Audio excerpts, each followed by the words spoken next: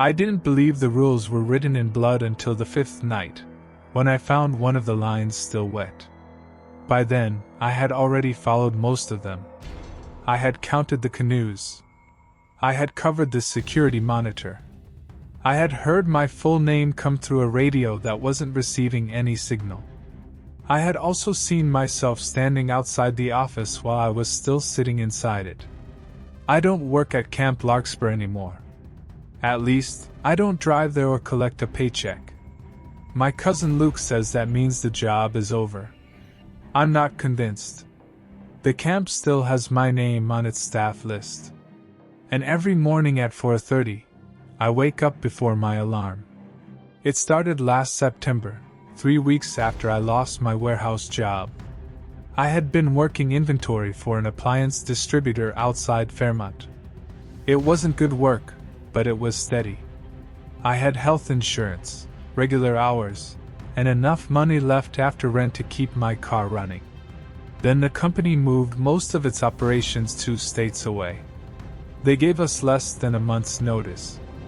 I spent the next few weeks filling out applications for jobs that either paid $12 an hour or required experience I didn't have. By the middle of September, I was behind on rent and using a credit card for groceries. That was when Luke called. Luke is 6 years older than me. Our mothers are sisters, but we grew up more like brothers. We lived on the same street when we were kids, went to the same schools, and spent most summers getting in trouble together. As adults, we didn't see each other as much. Luke worked maintenance at Camp Larkspur, a private summer camp located inside Gray Pine National Park. The camp leased the land from the federal government and operated from late May until the end of August. During the off-season, Luke stayed on as part of a small maintenance crew. I had heard him complain about the place before. Old plumbing, bad wiring, staff cabins with rotting floors, bears getting into the garbage sheds. Nothing unusual. When he called, he asked if I still needed work. "I can get you 6 weeks," he said. "Maybe longer if the winter budget goes through." "What kind of work?" "Night caretaker." I asked him what that meant. "Mostly sitting in the office, checking cameras, walking the property, making sure nobody breaks in." The camp had been closed since Labor Day. The last group of counselors had left 2 weeks earlier, and the kitchen staff had finished cleaning out the dining hall. There were no guests, no children, and no events scheduled until spring. According to Luke, the camp's insurance company required someone to remain on the property overnight until the buildings were winterized. The previous night caretaker had quit without notice. That should have bothered me more than it did. "What happened to him?" I asked. "Wade? I guess. He didn't like the hours." "What are the hours?" 7 at night to 7 in the morning. 4 nights a week. That's 48 hours. Overtime after 40. He told me the job paid $21 an hour. That was more than I had been making at the warehouse. "Why don't they hire a security company? We're too far outside their service area." Closest company wanted a travel fee. "Do I need a security license?" "You're not security. You're a caretaker." "What happens if someone breaks in?" "You call the park rangers." "What happens if it's a bear?" "You stay inside." I agreed before he finished explaining the rest. I didn't believe in lucky breaks, but I believed in rent. Luke told me to meet him at the south entrance to Gray Pine National Park at 4 o'clock the following afternoon. He said I needed enough daylight to learn the road. Camp Larkspur was 18 miles past the nearest public campground. The first 7 miles were paved. After that, the road narrowed into a dirt service route that followed the north side of the lake. There were no lights. There was also no cell service once you passed the ranger station. Luke was waiting for me in a white camp pickup with a yellow light mounted on the roof. He had lost weight since I had last seen him. His face looked thinner, and there were dark circles beneath his eyes. I asked if he had been sleeping. Not much. Maintenance keeping you up? Something like that. He handed me a laminated permit for my dashboard and told me to follow him. The drive took almost 40 minutes. It had rained earlier that day, and water still sat in the deeper ruts. Pine branches scraped both sides of my car. In several places, the road passed so close to the lake that I could see water through the trees. The camp entrance was marked by a wooden sign suspended between two stone pillars. Camp Larkspur. Established 1951. The painted letters had faded to a dull green. There was a chain-link gate beneath the sign. It stood open when we arrived. Luke drove through and waited while I followed. Then he got out and closed the gate behind us. "You'll lock this at 9:30, he said. "Why 9:30? That's the time." His answer sounded strange, but I assumed it had something to do with the rangers making their last patrol. The camp was larger than I expected. A gravel parking lot opened into a wide central area with a flagpole, 2 notice boards, and several wooden benches. The main office stood on one side. The dining hall and infirmary were on the other. Beyond those buildings, a dirt path led downhill toward the lake. 8 camper cabins were arranged in 2 rows beneath the trees. There were also 3 larger bunkhouses, a maintenance shed, an equipment barn, and a boathouse near the shore. Everything looked old but maintained. The buildings had brown siding and green metal roofs. Each cabin had a small porch with a single yellow light above the door. The windows were covered by mesh screens, and the cabin numbers were painted on wooden signs. Camp Larkspur was closed for the season, not abandoned. That difference mattered. An abandoned place looks dead. It collects broken glass, leaves, and trash. The camp looked as if everyone had stepped away for dinner and would return at any moment. There were still faded friendship bracelets tied around the porch railings. A lost water bottle sat beneath a bench. The chalkboard outside the dining hall still listed the final week's activities: archery, swim tests, movie night, closing fire. Several names had been written beneath the words in different colors of chalk. Luke noticed me reading them. "Cleaning crew missed that," he said. He wiped the board with the sleeve of his jacket. Most of the chalk disappeared. One name remained: Aaron. I stared at it. Luke rubbed harder until the letters became a gray smear. "Common name," he said. "Sure." I told myself one of the campers had been named Aaron. There were probably several every summer. Luke showed me the office first. It consisted of a reception room, a smaller back office, a supply closet, and a bathroom. The back office was where I would spend most of the night. There was a desk, a rolling chair, 2 filing cabinets, and a bank of security monitors mounted on the wall. The camera system was old enough that the images were square and slightly grainy. 9 cameras covered the entrance gate, parking lot, flagpole, dining hall, cabin path, boathouse, maintenance shed, generator enclosure, and office hallway. A 10th square on the monitor was black. "What's that one?" I asked. "Old camera." "Where?" "Bunkhouse 3. "What happened to it?" "Moisture." Luke switched between camera views using a gray control box with worn plastic buttons. The system recorded to a digital unit under the desk, but the date in the corner of every feed was wrong by 9 years. Luke said no one could figure out how to correct it. "There's a phone," he said, pointing to a beige landline. "It works most of the time. Ranger station is speed dial 1. My house is speed dial 2. He handed me a heavy black radio. It looked like the kind construction crews use. Channel 3 reaches the park repeater. Channel 1 is for camp maintenance. Who else is on Channel 1? During your shift, nobody. He must have noticed my expression. The repeater sometimes picks up old transmissions, he added. Weather, hikers, maintenance crews on the other side of the ridge. Ignore anything that doesn't concern you. He showed me the night log. Every hour, I had to record the office temperature, generator fuel level, and status of the gate. At 11:03, I had to walk the central grounds and check that the exterior doors were locked. At midnight, I was supposed to check the walk-in freezer in the dining hall. At 4:30, I had to inspect bunkhouse 3 for water leaks.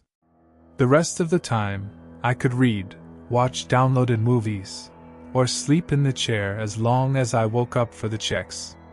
Sounds difficult, I said. Luke didn't smile. He opened the bottom desk drawer and removed a folded piece of paper.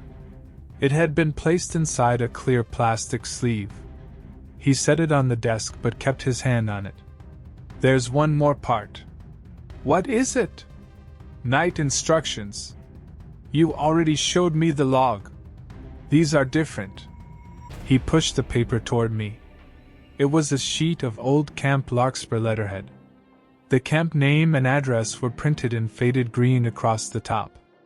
The instructions beneath it had been written by hand. The writing was dark brown. At first I thought it was ink from a dried-out marker. The lines were uneven, with thick spots where the writer had paused. Then I noticed the color. I had seen dried blood before. Is this supposed to be funny?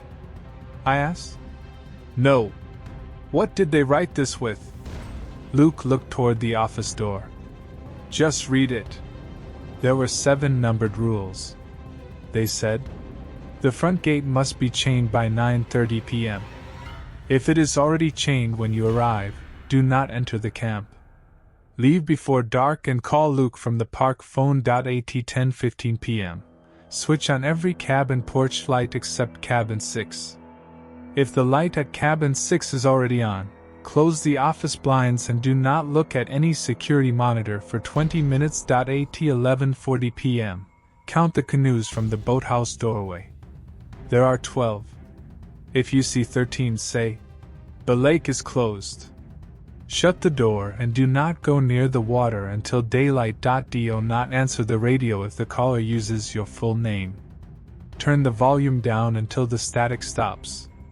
Do not say your name inside the camp after midnight. If the dining hall bell rings after midnight, check the supper count sheet. Copy the number printed in red into the absent box. Never cross out a name already written there. If any camera shows you outside the office, cover the monitor and stay where you are. Do not look through the windows. Wait for 3 knocks from the wall behind you before uncovering the screen. At 4:30 a.m. Inspect bunkhouse 3. If any bed is neatly made, pull the blanket onto the floor. Do not count the beds. If someone asks whether there is room, answer, not this season. I read the list twice. Then I looked at Luke. He was watching me closely. What is this? I told you. Night instructions. Why would a camera show me outside if I'm in here? It probably won't. And the canoe thing? There are 12 canoes. Then why would I see 13? Luke rubbed his jaw. Old places have routines. That doesn't answer anything. You don't need an answer. Did you write this? No. Did Wade? No. Who did? I don't know. I picked up the sleeve. The paper inside was stiff and yellowed. The brown writing had soaked through in several places. This looks like blood. Luke's eyes moved to the page. Then keep it in the plastic. I laughed once, mostly because I didn't know how else to respond. He didn't. This is some kind of initiation thing, right? No. The old caretaker made up strange rules for the new guy. Wade didn't make them. But he followed them? Luke hesitated. Most of the time. What does that mean? It means he worked here for 11 months. And then quit. Yes. Because he didn't like the hours. Luke looked down at the desk. That's what we told payroll. The office seemed quieter after he said that. I asked him what had actually happened. He folded the rules and placed them back in the drawer. You don't have to believe any of it, he said. You just have to do what the paper says. That isn't good enough. You need the job. It was a blunt thing to say, but he was right. He knew exactly how much money I had left. Our mothers talked. Luke put the plastic sleeve into the drawer and shut it. You're sitting in an office for 12 hours, he said. You lock a gate. You turn on some lights. You count 12 canoes. At 4:30 you mess up a few beds. That's all. And if a camera shows me outside, cover it. He handed me the office keys. There are spare batteries for the radio in the cabinet. Coffee in the break room. Don't drink from the kitchen taps until we flush the lines. He started walking toward the door. Are you leaving? Before dark. My first shift wasn't scheduled until the following evening. Luke had brought me there only for training. I asked if he would stay while I drove out. He said he had another building to check. When I reached the parking lot, Luke remained on the office porch. He stood there with both hands in his jacket pockets. I drove to the gate, unlocked it, and pulled through. When I stopped to close it behind me, Luke was still watching. He did not wave. My first real shift began the next night. I arrived at 6:42. The gate was open. I remember checking because of the first rule. The weather was clear and cold. Sunset came just after 7, and the temperature dropped quickly once the light disappeared behind the ridge. I parked in front of the office and carried in a backpack with food, a thermos, and an old tablet loaded with movies. Luke had left a note on the desk. Freezer thermometer is sticking. Tap it twice. Pump house door swells and cold. Call if you need anything. Normal instructions. That made the blood-written rules seem even more ridiculous. I turned on the office lights, started a pot of coffee, and checked all 9 camera feeds. Nothing moved. The dining hall camera showed an empty porch and 3 metal trash cans. The boathouse camera showed a narrow strip of dark water beyond the building. At 7 o'clock, I entered the temperature in the log. At 8 o'clock, I did it again. I spent most of the first 2 hours reading through the employee binder. It contained emergency procedures, contact numbers, maps, and instructions for handling everything from power outages to suspected gas leaks. There was nothing about strange lights, extra canoes, or hearing your name on the radio. At 9:25, I walked to the entrance. The chain was hanging from the gatepost where I had seen it the previous day. I pulled the gate closed, looped the chain through both sides, and secured it with a heavy brass padlock. The road beyond the fence disappeared into darkness. No parked vehicles had passed since I arrived. As I walked back to the office, I heard something moving in the trees near the parking lot. I stopped and aimed my flashlight toward the sound. 2 pale points reflected between the branches. Deer. They watched me for a few seconds and moved away. At 10:14, I stood beside the cabin light controls. Each cabin had its own labeled switch inside a metal panel in the office hallway. Cabin 1. Cabin 2. Cabin 3. The switch for Cabin 6 had a strip of red electrical tape across it. I turned on the other 7. On the monitor, the cabin path brightened one porch at a time. Cabin 6 remained dark. Nothing happened. At 11 o'clock, I completed the first property walk. The buildings were locked. The generator was running normally. The dining hall freezer read 3 degrees. At 11:38, I took the flashlight and headed toward the lake. The boathouse was about 200 yards downhill from the office. The path passed between the cabins and continued through a stand of tall pines. I could hear the lake before I saw it. The water was calm, but small waves kept tapping against the wooden dock. The boathouse door was secured with a simple sliding latch. I opened it and stood in the doorway. The canoes were stored upside down on wooden racks.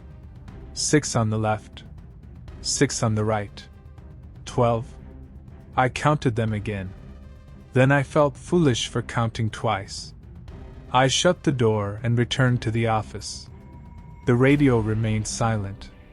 The dining hall bell did not ring. No camera showed me standing outside. At 4:30, I inspected bunkhouse 3. It was a long building divided by a central aisle. There were 6 bunk beds on each side, 24 sleeping spaces in total. None of them were made. Bare mattresses sat on metal frames. The folded blankets had been stacked on shelves near the entrance.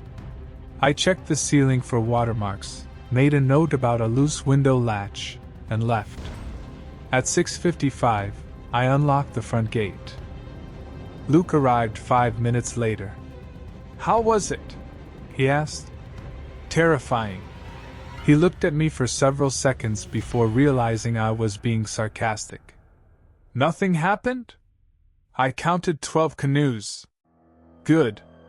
I waited for him to say something else. He didn't. The second night began almost the same way. I arrived before 7. The gate was open. I checked the buildings, made coffee, and started the log. At 8:17, the office printer turned on by itself. It was an old black and white machine connected to the camp computer. Luke had told me it was used for maintenance requests during the summer. The printer fed out a single sheet. I assumed it was an old document stuck in the queue. The page was a work order. Location, cabin 6. Problem, porch light. Status, completed. Employee, Aaron Mercer. Time completed, 2:17 a.m. I read it several times. The computer beside the printer was turned off. I pressed the power button, but nothing happened. A sticker on the side of the monitor said the system had been disconnected from the camp network 3 months earlier. I told myself the printer had retained an old job. That would have made sense, except the work order had my name on it. There could have been another Aaron Mercer. It was possible. Mercer wasn't an extremely rare surname. I folded the sheet and put it in my backpack. I didn't mention it to anyone. At 9:30, I locked the gate. At 10:15, I went to the light panel. Before I touched any switches, I looked at the cabin camera. Cabin 6 was already lit. The yellow porch light burned above its closed door. I stood there with my hand near the switch panel. The rule came back to me before I moved. If the light at cabin 6 is already on, close the office blinds and do not look at any security monitor for 20 minutes. I closed the blinds over both office windows. Then I turned my back to the monitor. I considered switching off the light from the panel, but the red tape across the cabin 6 switch looked undisturbed. The switch itself was in the off position. I checked the time. 10:16. For the first few minutes, nothing happened. I sat at the desk and tried to read. At 10:20, I heard a soft step in the hallway. The office door was closed but not locked. Another step followed. The floorboards creaked slowly, as if someone were walking from the reception area toward the back office. I put down the book. "Luke?" No one answered. I immediately regretted speaking. The doorknob did not move. The footsteps stopped outside. I stayed in the chair and watched the clock. 10:22. 10:23. Something touched the other side of the door. It wasn't a knock. It sounded more like fingers dragging lightly over the wood. The sound started near the top and moved downward. Then it stopped. I could hear my own breathing. At 10:28, the chair opposite the desk shifted. It moved less than an inch. The legs made a brief scraping sound against the floor. I was looking directly at it when it happened. I told myself the floor was uneven. The office was old. The chair had wheels. The heating system caused boards to expand and contract.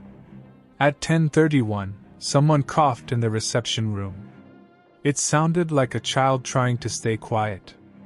I did not open the door. At 10:36, the 20 minutes ended. I waited one more minute before turning around. The monitor showed the cabin path. Cabin 6 was dark. The other 7 porch lights were on. No one stood outside the office. I opened the office door. The hallway and reception room were empty. The front entrance was locked from the inside. Nothing appeared disturbed. Then I noticed the mark on the window beside the front door. It was a handprint. A small one. The palm and fingers were visible in the condensation on the outside of the glass. It was too high to belong to an animal and too small to belong to Luke. There had been no condensation when I arrived. I wiped it away from inside, but the print remained. It was on the outer surface. I did not go outside to clean it. The next morning, the mark was gone. Luke arrived at 7 with a box of pipe fittings in the back of his truck. I showed him cabin 6 on the monitor. The light was off. It came on by itself, I said. The wiring is old. The switch was off. Bad relay. Someone walked through the office. Luke set down the box. Did you look at the cameras during the 20 minutes? No. Did you open the door? No. Then you did what you were supposed to do. That's your answer? He glanced toward the windows. It's the only answer I have. I took the printed work order from my backpack. Before I could show it to him, Luke's radio made a brief burst of static. He flinched. It was a small reaction, but I saw it. He picked up the box and walked toward the maintenance shed. I almost followed him. Instead, I put the work order back in my bag. By my third shift, I had started treating the rules as part of the job. I still didn't believe they protected me from anything supernatural. I believed there were things Luke wasn't telling me, and following the instructions seemed safer than proving a point. That night, I brought a paperback, headphones, and enough coffee to stay awake until morning. I locked the gate at 9:30. Cabin 6 stayed dark at 10:15.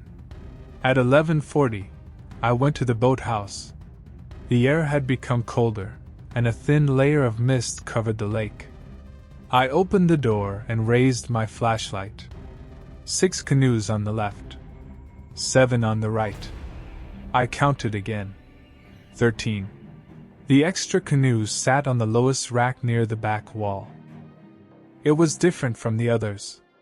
The camp canoes were aluminium, with green identification numbers painted near the bows. The extra one was made of dark wood. Its surface looked wet.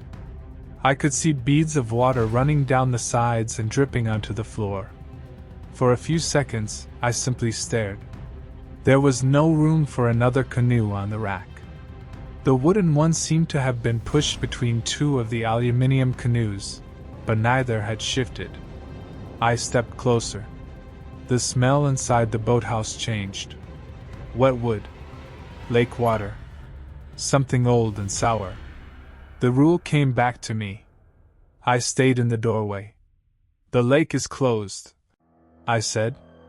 My voice sounded flat inside the building. I pulled the door shut. Before the latch dropped into place, something struck the inside of the door. The impact pushed it outward against my hand. I shoved back. There was a second impact, weaker than the first. Then nothing. I secured the latch. As I stepped away, I heard a canoe scrape across the boathouse floor. I did not return to the water. When I reached the cabin path, the radio clipped to my jacket made a burst of static. Then Luke's voice came through. "Aaron Michael Mercer." I stopped walking. Luke was the only person who regularly used my middle name. He had done it when we were kids, usually when he was imitating my mother. The radio crackled again. "Aaron Michael Mercer, answer me." I reached for the talk button. My thumb was almost touching it when I remembered Rule 4. Do not answer the radio if the caller uses your full name. I lowered the volume until the speaker went silent. The radio continued to vibrate against my jacket. I could feel the signal coming through even though I couldn't hear it. I returned to the office and set the radio on the desk. For the next 11 minutes, the signal light flashed green. Then it stopped. At 12:06, the landline rang. I let it ring 3 times before answering. "Camp Larkspur." No one spoke. I could hear water. It sounded close to the receiver, as if the phone on the other end were lying beside the lake. "Hello?" A small voice whispered something. I pressed the receiver harder against my ear. "What?" The voice spoke again.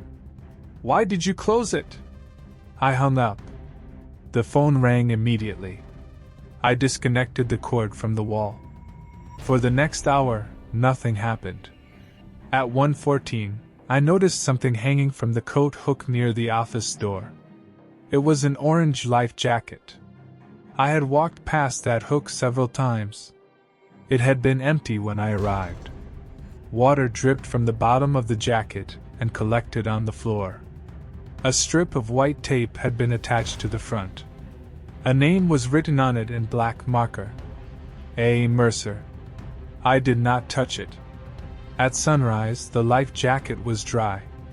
The water on the floor had disappeared. Luke arrived at 7:10. I took him directly to the office hook. He examined the life jacket without picking it up. "Old equipment," he said. "It wasn't there yesterday. Cleaning crew probably moved it. It was wet." Luke looked at me. "Did you count 13? I didn't answer immediately. His expression changed. "You did. There was a wooden canoe. Did you say the words?" "Yes." "Did you go near the lake afterward?" "No." "Good. Who called me on the radio?" "No one. It was your voice." Luke took the life jacket from the hook. "Radio signals bounce around the ridge. It used my full name." He folded the jacket under one arm. "You followed the rule." "Stop saying that like it explains anything. It doesn't explain anything." "Then tell me what happened to Wade." Luke looked toward the front office. For a moment, I thought he was going to answer. Instead, he said, "Go home and get some sleep." I grabbed his arm before he could leave. He looked down at my hand. There was real fear in his face. Not annoyance. Not embarrassment. Fear. "You knew this would happen," I said. "I hoped it wouldn't happen this quickly." "What does that mean?" Luke pulled his arm free. "It means you should quit." I stared at him. "You got me this job." "I know. You knew something was wrong here." "I knew there were rules." "That paper is covered in blood. Keep your voice down. No one else is here." Luke looked toward the dark square on the security monitor. The camera for bunkhouse 3. Then he walked outside without another word. I should have quit that morning. I had enough money from 3 shifts to cover part of my rent. I could have gone back to job applications and borrowed the rest from family. Instead, I slept until late afternoon and returned to the camp. I told myself I wanted an explanation. The truth was simpler. I needed the money, and nothing had actually hurt me. Fear becomes manageable when it follows instructions. Lock the gate. Avoid one light. count the canoes, mute the radio. Those were things I could do. The fourth shift was quiet until 12:43. I was checking the freezer in the dining hall when the bell rang. The bell hung outside the building beneath a small wooden roof. During summer sessions, staff used it to announce meals and activities. I had heard Luke test it during training. It produced a heavy metal sound that carried across the entire camp. That night it rang once. The sound was so loud inside the empty dining hall that I dropped the thermometer. It hit the floor but did not break. I stood beside the freezer and waited. The bell did not ring again. Rule 5. If the dining hall bell rings after midnight, check the supper count sheet. The meals sheet hung on a clipboard near the kitchen service window. I had seen it during earlier checks. It was a standard camp form with spaces for breakfast, lunch, supper, staff, campers, and absences. The sheet had been blank when I entered the dining hall. It wasn't blank anymore. A number had been printed in red beside supper. The camp only had 48 camper beds. I knew because the employee binder listed the maximum overnight capacity. Beneath the printed number, several names had been written in the same dark red color. Wade Ellis, Mara Vale, Thomas Reed, Luke Mercer. The absent box was empty. My hand shook as I picked up the pen attached to the clipboard. The rule said to copy the number printed in red into the absent box. I wrote 51. As soon as I finished the second digit, the bell rang again. This time, the sound came from inside the dining hall. I looked toward the ceiling. There was no bell inside. The lights flickered. A chair scraped across the floor behind me. I turned. One of the long dining tables had been set. White plastic plates covered its surface. There were cups, forks, and folded napkins at every seat. None of it had been there when I walked in. At the far end of the table, a chair was pulled away from the bench. The place in front of it had no plate. I backed toward the exit. The kitchen lights went out. I heard several people breathe in at the same time. I left without running. By the time I reached the office, the dining hall camera showed an empty room. The table was bare. At 3 o'clock, I returned for the scheduled property check.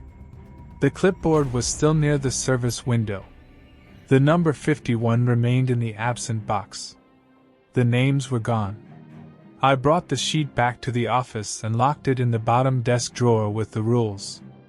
At 4:30, I walked to bunkhouse 3. The temperature had fallen below freezing. The grass was stiff beneath my boots. I unlocked the bunkhouse and turned on the lights. 2 beds had been made. They were both upper bunks near the rear of the building. Green blankets were tucked tightly beneath the mattresses. White pillows rested against the walls. I looked at the blanket shelves near the entrance. 2 folded blankets were missing. I walked down the aisle. As I reached the first made bed, the metal frame creaked. Someone had shifted their weight above me. I stopped. The mattress looked flat. I grabbed one corner of the blanket and pulled it onto the floor. Nothing was underneath. The mattress felt warm. I moved to the second bed. Before I touched the blanket, a voice spoke from beneath the bunk. "Is Luke coming back?" It sounded like a young boy. I looked down. The space below the bed was black. The lights were on, but the darkness beneath that frame seemed deeper than it should have been. I remembered the rule. If someone asks whether there is room, answer, "Not this season." The voice had not asked whether there was room. It had asked about Luke. I said nothing. The voice repeated the question. "Is Luke coming back?" I pulled the blanket onto the floor. The mattress beneath it was empty. Something moved under the lower bunk. I stepped backward. "Is there room?" the voice asked. "Not this season." The movement stopped. I left the blanket where it fell and walked toward the exit. Halfway down the aisle, I heard the mattress behind me creak again. I did not turn around. Near the entrance, something small lay on the floor. It was a pocket knife with a red plastic handle. I picked it up. The side had been scratched with 2 initials. LM. I had seen that knife before. Luke carried it when we were kids. Our grandfather had given it to him for his 12th birthday. Luke lost it during a family camping trip when I was 7. I remembered because he blamed me. At 7 o'clock, Luke arrived. I placed the knife on the desk. He stopped when he saw it. "Where did you get that?" "Bunkhouse 3. He did not touch it. "You lost this when we were kids," I said. Luke kept staring at the scratched initials. "We weren't camping." "What?" "When I lost it. We were at Coldwater Lake. That's what our parents told us." He sat in the chair opposite the desk. For the first time since I started the job, he looked tired enough to be old. "We stayed here," he said. "At Camp Larkspur?" "For 1 weekend." I tried to remember. Nothing came back. Our aunt had worked as a nurse at a summer camp when we were young. I remembered visiting a lake. I remembered sleeping in a room with bunk beds. I had always assumed it was Coldwater. Why don't I remember this place? "You were 7. I remember the trip." "You remember what they told you happened?" Luke picked up the knife. His hand trembled. "What happened here?" He closed the knife and put it in his pocket. "There was a storm." "That isn't what I asked." "A tree came down on the power line. We lost electricity for most of the night. Our aunt put us in the staff lodge." "Then what?" Luke looked at the office door. "You kept saying someone was standing outside the window."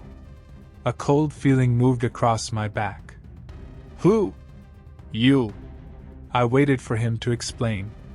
He didn't. "You said you could see yourself outside," he continued. "You were crying. You wanted me to let you out. I was inside. You were sitting beside me. How could I be outside?" "I don't know." "What did you do?" "I closed the curtains." His eyes moved toward the rules drawer. "In the morning you didn't remember any of it, did you?" "Not until I started working here."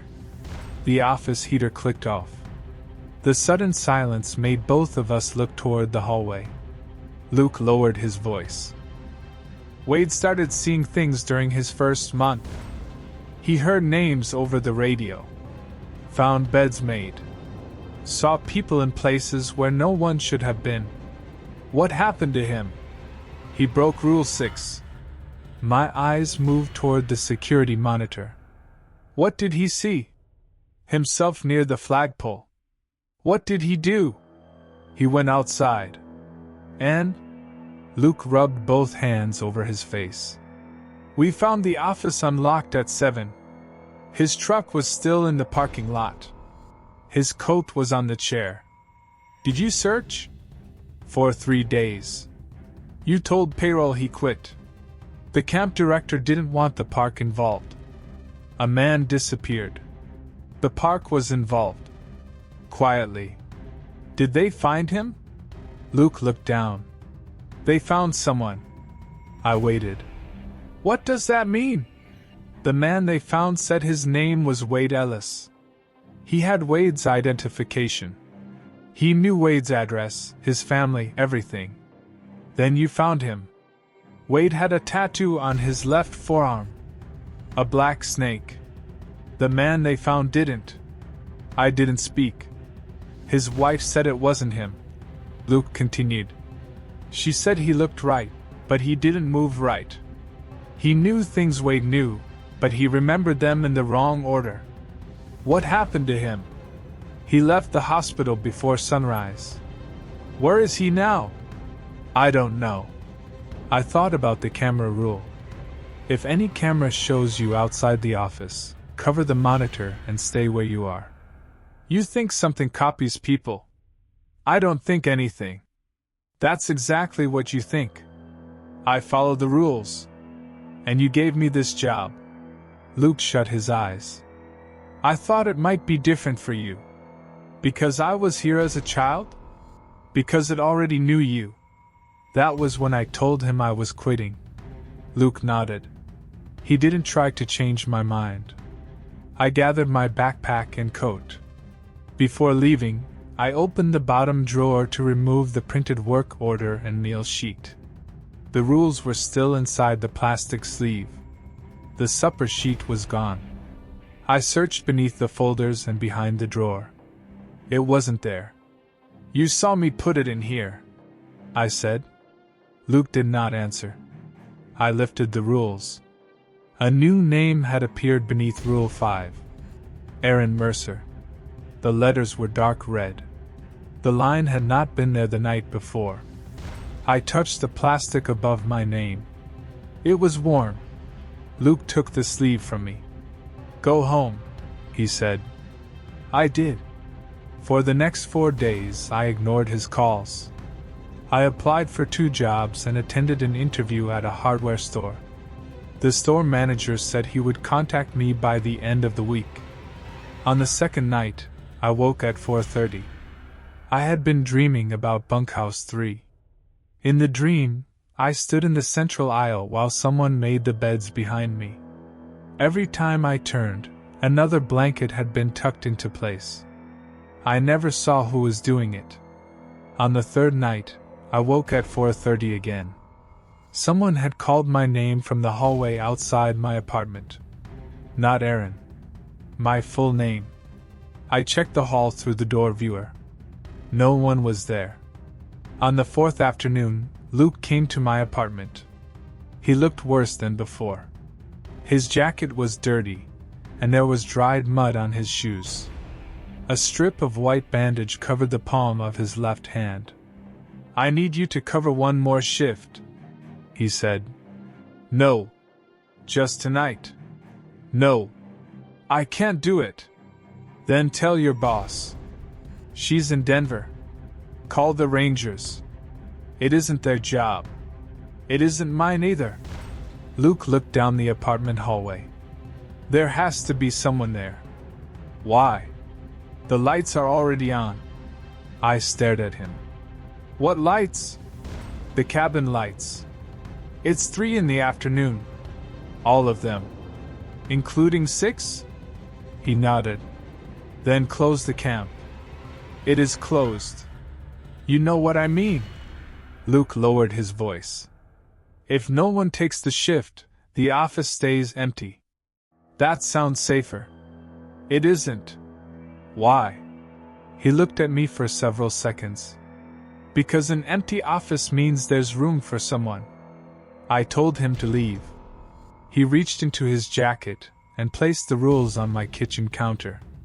The plastic sleeve had been removed. The page lay exposed. The brown writing looked darker than I remembered. Take that away, I said. Luke didn't move. What happened to your hand? He looked at the bandage. Cut it at work. Did you write my name? No. Did you write any of those rules? No. I picked up the page by one corner. The paper felt rough and stiff. There was a faint metallic smell. I dropped it. That is blood. I know. Whose? I don't know. You expect me to go back there? I'm asking you. Why me? Because your name is already on the list. He said it calmly. That made it worse. What list? The supper sheet. I thought of the names written in red. Wade Ellis. Mara Vale. Thomas Reed. Luke Mercer. A name doesn't mean anything, I said. I crossed yours out. The room became very quiet. The rule says never cross out a name. I know. Why would you do that? I thought it would take you off. What happened? Luke looked at his bandaged hand. The paper cut me. I didn't believe him at first. Then he unwrapped the bandage. A line ran across his palm. It was too straight and too deep to be a paper cut. The edges were dark. He wrapped it again. Since I crossed out your name, the lights haven't gone off. What do you want me to do? Finish one shift. Follow every rule. At sunrise, I'll take the paper back. You think that fixes it? I don't know. I should have refused. I still don't fully understand why I agreed. Part of it was guilt. Luke had gotten me the job because I needed help. Whatever else he had done, I knew he believed he was protecting me. Part of it was fear. My name was written on that sheet. I had heard it outside my apartment. I thought going back might stop whatever had followed me home. That evening, I drove to Camp Larkspur for the last time. The sky was clear. There was no wind. The park road seemed darker than it had during my earlier shifts, even before sunset. No vehicles passed me. At 6:51, I reached the camp entrance. The gate stood open. I stopped my car before driving through. The chain hung from the left post. The padlock was open. I checked twice. Then I entered. Luke was supposed to meet me at the office. His truck was not there. I called his cell phone from the landline. The call went directly to voicemail. I checked the maintenance radio. No response. At 7 o'clock, I began the log. The 7 cabin porch lights were on. Cabin 6 was dark. That wasn't what Luke had told me, but I took it as a good sign. I set the rules on the desk. Without the plastic sleeve, the page looked older. The brown writing had cracked in several places. My name remained beneath Rule 5. A rough line crossed through it. Luke's cut had smeared several letters. At 8 o'clock, I checked the cameras. The gate camera showed the chain stretched across the entrance. I leaned closer to the monitor. The gate had been open when I arrived. I had driven through it. On the screen, the chain was secured with the brass padlock. My car sat inside the parking lot. I rewound the recording. At 6:51, my headlights appeared on the road. The car approached the closed gate. It did not stop. The image flickered as I reached the chain. For less than a second, the screen filled with static. Then my car was inside. The gate remained locked. I checked the actual entrance through binoculars from the office porch. The gate was open. The chain hung from the post. I returned to the monitor. It still showed the gate closed. Rule 1 said that if the gate was already chained when I arrived, I should not enter. I had seen it open. The camera said it had been closed. I didn't know which one counted. At 9:30, I walked to the entrance and locked the real gate. When I returned, the camera feed finally matched what I had done. At 10:15, the cabin 6 light came on. I was standing beside the control panel when it happened. The switch did not move. I shut the blinds. I turned the office chair away from the monitors and looked at the clock. 20 minutes. At 10:17, someone opened the front office door. I heard the hinges. The door had been locked. Slow footsteps crossed the reception room. They stopped in the hallway. The back office door opened several inches. I kept my eyes on the clock. A shadow fell across the floor beside me. Someone entered the room. The office chair opposite the desk rolled backward. Fabric moved as someone sat down. I could hear breathing. The person was less than 6 feet away. I did not turn. At 10:21, the desk shifted slightly under the weight of an arm. A finger tapped the wood once. Then again. Then a third time. I watched the clock. 10:22. 10:23. A man's voice spoke from across the desk. You should look at the rules. It sounded like me. I kept facing the wall. The page was behind me. The voice spoke again. One of them changed. The chair creaked. I heard skin move against paper. At 10:27, something wet touched the back of my hand. I nearly turned. A dark red drop ran between my fingers. It had fallen from above. I looked at the ceiling. There was nothing there. Another drop landed on the desk. The person across from me stopped breathing. At 10:29, the voice whispered my full name. I shut my eyes. At 10:35, the chair rolled forward. Footsteps crossed the office. The hallway door closed. The front entrance opened and shut. I waited another minute. Then I turned around. The room was empty. The blinds were still closed. A small amount of blood had pooled on the desk. The rules lay beside it.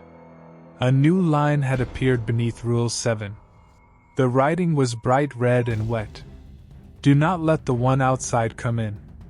I stared at the sentence. The blood slowly soaked into the paper.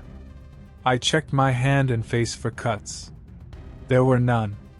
I wrapped the page in a clean plastic bag and placed it on the desk. When I uncovered the monitors, cabin 6 was dark. At 11:40, there were 13 canoes. I did not enter the boathouse. The lake is closed, I said. As I shut the door, someone knocked from inside. 3 slow knocks. I secured the latch and walked away. At 12:08, the radio began transmitting. Luke's voice filled the office. Aaron Michael Mercer. I lowered the volume. The signal light remained green. The radio vibrated against the desk.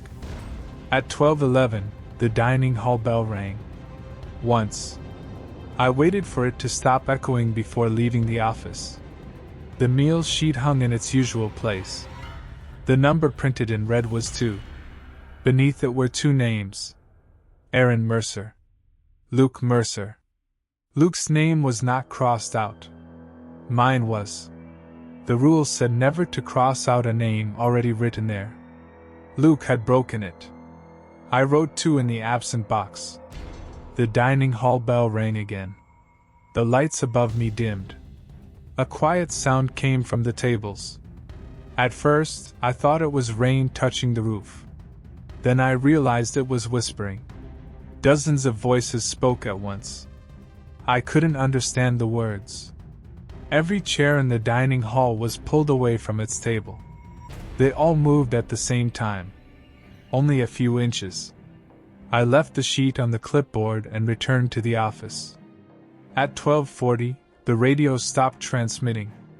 At 1:03, the landline rang. I answered without thinking. No one spoke. Luke? A man exhaled. Then my own voice said, He crossed out the wrong one. The call ended. I disconnected the phone.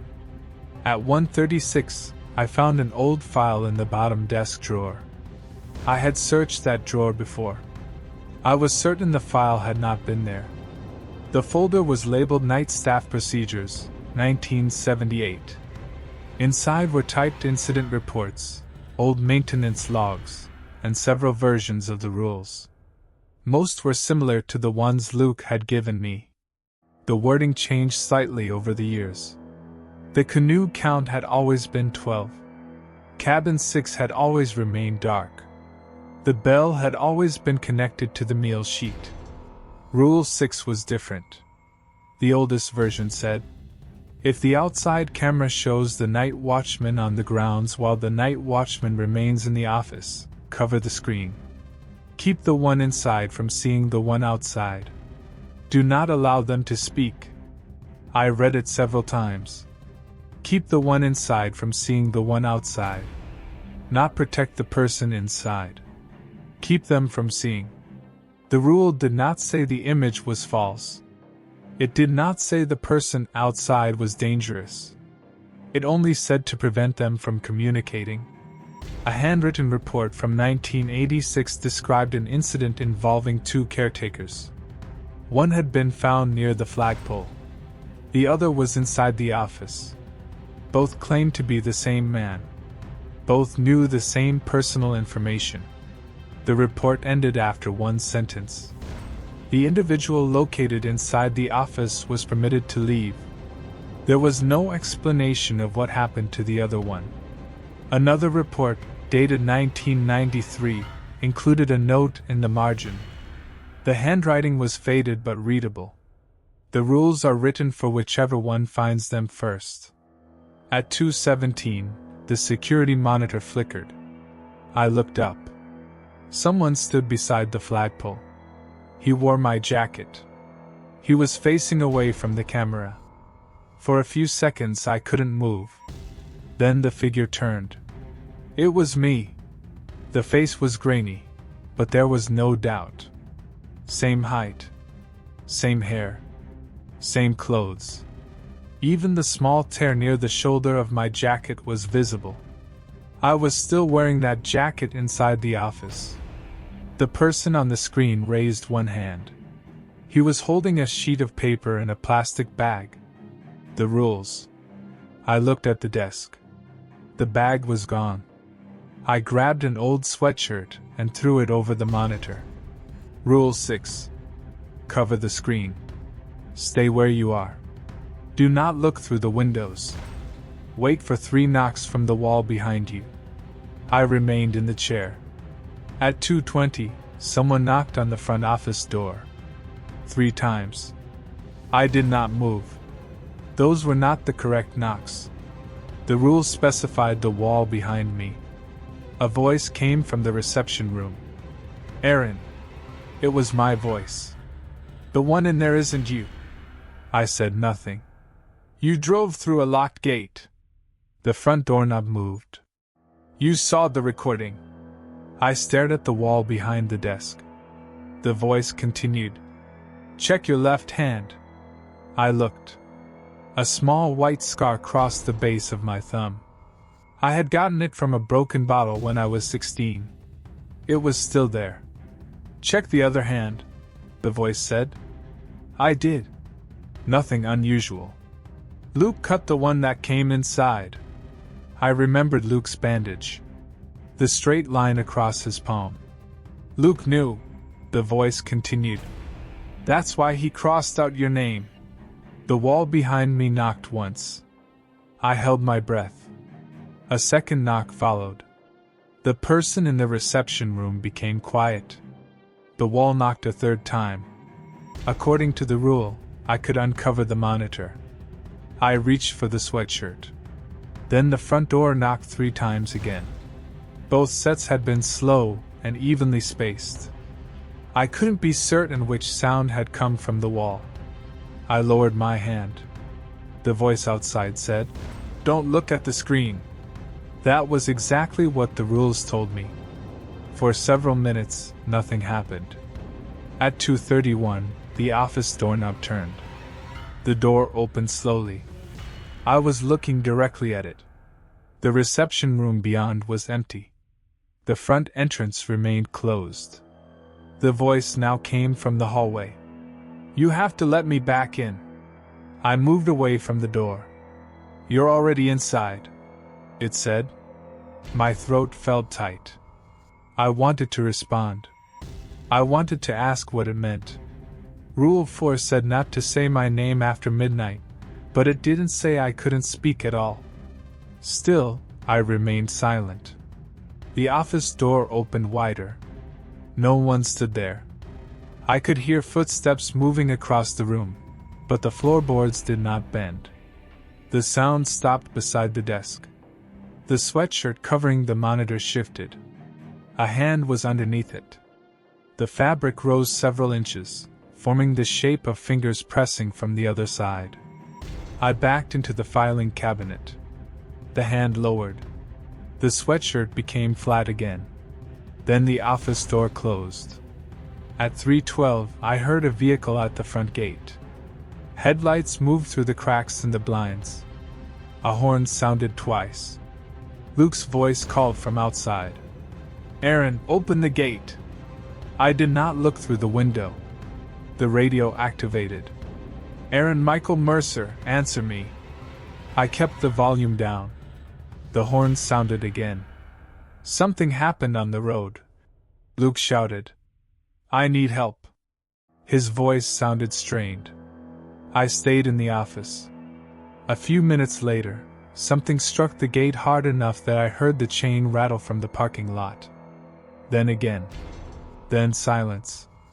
At 3:40, the office printer turned on. A page slid into the tray. I did not want to read it. I did anyway.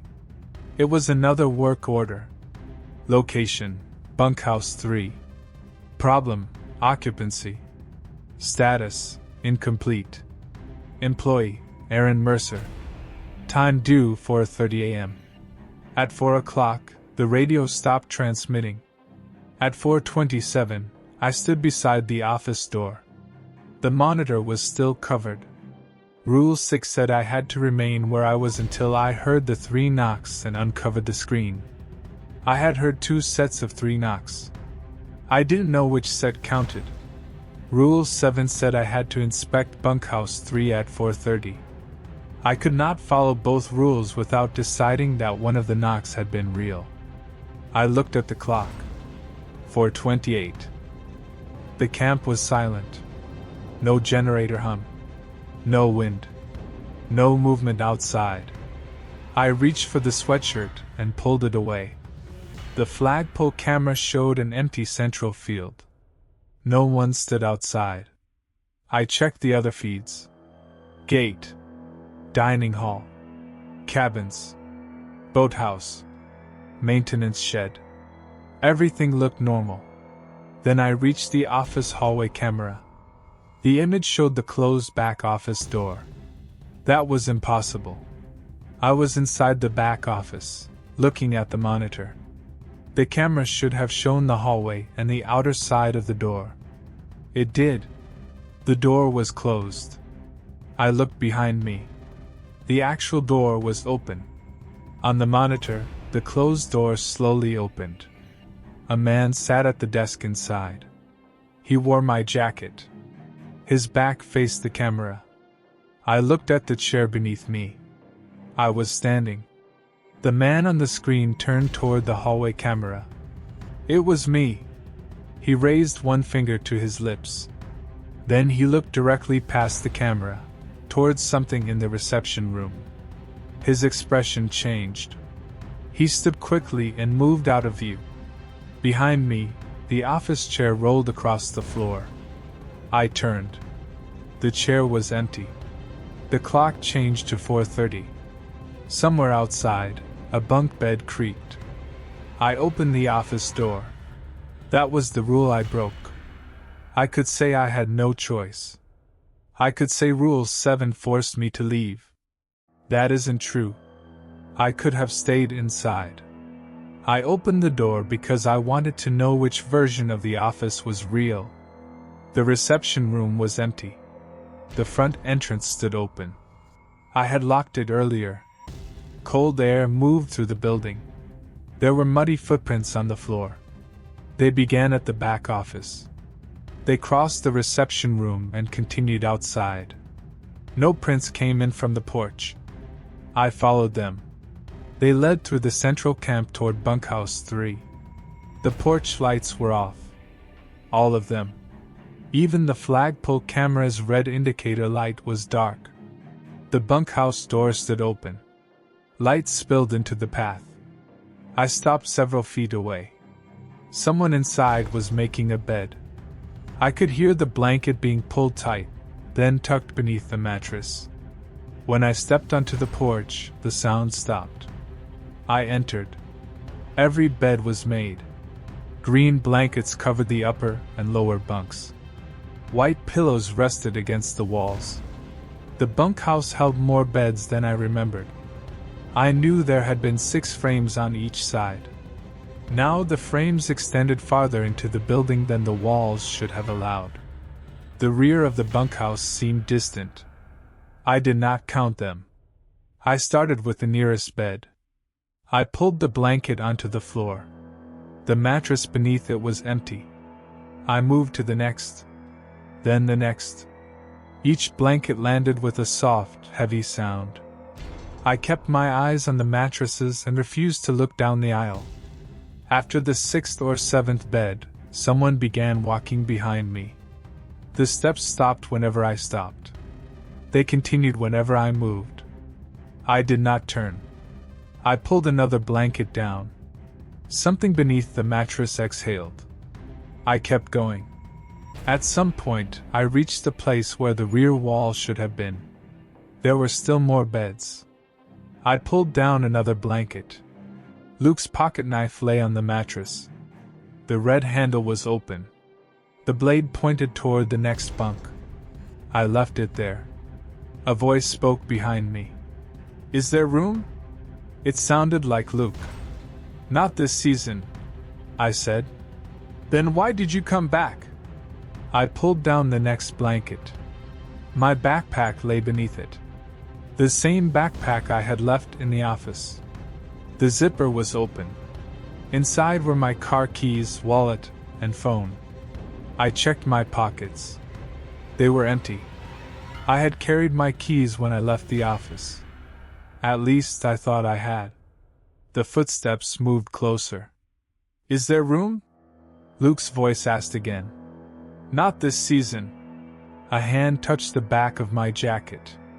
Not grabbing. Just resting there.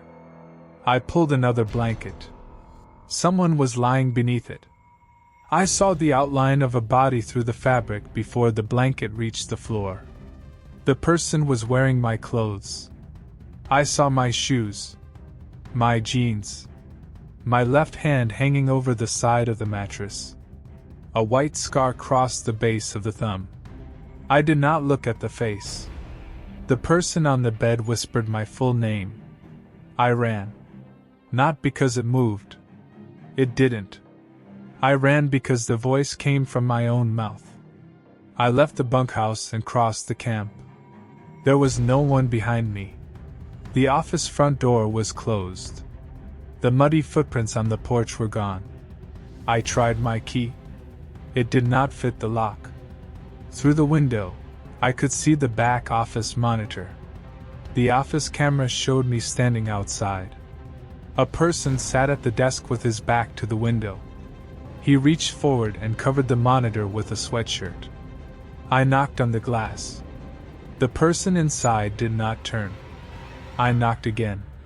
He remained still. Then I remembered the new line on the rules.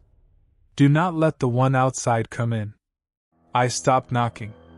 I stood on the porch until sunrise. At 6:48, the front door opened. The office was empty. The sweatshirt lay on the floor. My backpack was beneath the desk. My car keys and wallet were inside it. The things I had found in the bunkhouse were gone. The rules sat on the desk in their plastic bag. The new line had dried to the same dark brown as the others. At 7:12, Luke arrived. He drove through the gate without stopping. The chain was no longer secured. He walked toward me slowly. "What happened?" he asked. I didn't know what to tell him. "Were you here last night?" "No. I heard you at the gate. I was home. You said you needed help?" Luke stared at me. "Did you answer?" "No." "Did you open the office?" I did not respond. His eyes moved toward the building. "You did. I had to check the bunkhouse. You could have stayed inside. You told me to follow every rule." Luke looked at the ground. "What did you see?" "Me. Inside or outside?" I thought about the question. "I don't know." He stepped closer. His eyes moved over my face as if he were searching for something. "Show me your hands." I held them out.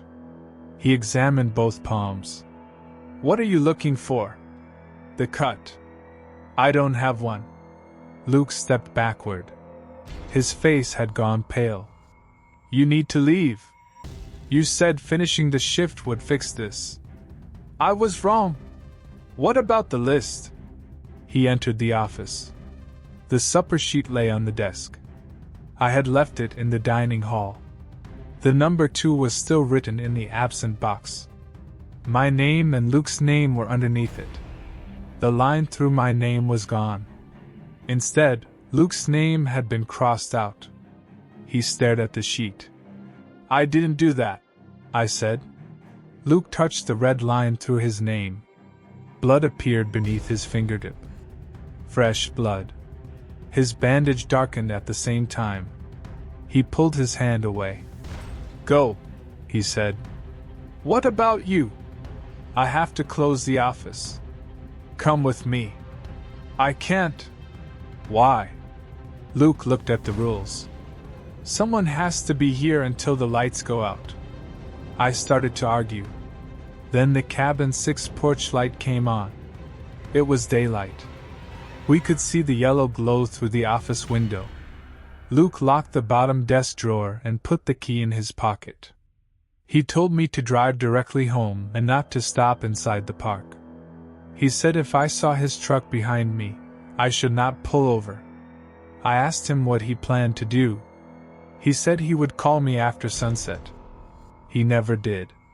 Camp management told our family that Luke left his job voluntarily. His truck was found 3 days later at the North Ranger Station. The keys were in the ignition. There was blood on the steering wheel, but not enough to suggest a serious injury. The park searched for 2 weeks. They found no trace of him. My aunt asked me what I knew. I told her Luke had been tired and under stress. I did not tell her about the rules. I did not tell anyone. A week after Luke disappeared, I received a direct deposit from Camp Larkspur. The payment covered one 12-hour shift.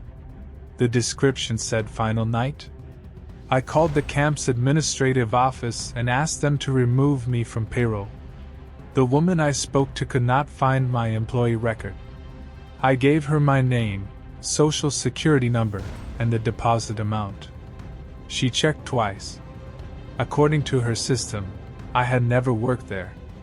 I threw away my camp jacket. 2 days later, it was hanging inside my apartment closet. The tear near the shoulder had been repaired with dark red thread. I took it to a dumpster across town. It returned the following morning. I stopped trying to get rid of it. The old radio appeared on my kitchen counter around the same time. I was certain I had left it at the camp. The battery was dead, so I placed it in a box beneath my bed. At 12:08 that night, the signal light turned green. No voice came through. It only transmitted static. I moved the radio to the closet. For a while, nothing else happened. I found another job. I moved into a different apartment. I stopped waking at 4:30 every morning. I started to believe whatever had happened at Camp Larkspur was over. Then Luke called me. It was 3 months after he disappeared. The call came from his old number. I answered before I noticed. He did not use my full name. He sounded tired but normal. "Aaron," he said. "Did the lights go out?" I asked where he was. He repeated the question. "Did the lights go out?" "I don't know. You left before they went out." "Where are you?" "The office." I stood in my kitchen without speaking. In the background, I could hear the dining hall bell. "You're at the camp?" "I've always been at the camp." The line crackled. Then Luke lowered his voice. "Don't let me come home." The call ended. I contacted the park rangers. They checked Camp Larkspur the next morning. The gate was chained. All buildings were empty. The office had been winterized. According to the ranger I spoke with, no one had been inside for months. He said the camp's security equipment had been removed. I asked about the camera in bunkhouse 3. He told me there had never been a camera in that building. I did not call again. That was almost a year ago. The rules are now inside my apartment. I found them beneath my mattress after waking from another dream about the bunkhouse. The paper is still stained brown. My name is still beneath Rule 5. Luke's name remains crossed out. There is also another rule. It appeared last month. The handwriting is smaller than the others.